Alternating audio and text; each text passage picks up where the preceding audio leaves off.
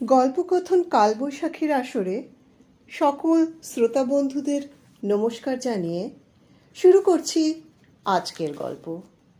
আজকে আপনাদের সামনে নিয়ে আসছি লীলা মজুমদারের লেখা একটি মিষ্টি প্রেমের গল্প, মন্দাকিনীর প্রেম কাহিনী। লীলা মজুমদারের জন্ম হয় 26শে ফেব্রুয়ারি 1908 সালে। তার প্রয়াণ হয় 5ই এপ্রিল 2007-এ। তাঁর প্রয়াণ দিবসে তাকে শ্রদ্ধা জানায় তার লেখা গল্প মন্দাকিনীর প্রেম কাহিনী পাঠ করে। আজকের গল্প মন্দাকিনীর প্রেম কাহিনী লিখেছেন লীলা মজুমদার। প্রেমের এমন একটা অবাধ্য ভাব আছে, তার জন্য বিষম আয়োজন করে প্রতীক্ষা করলে তার দর্শন মেলা দায়।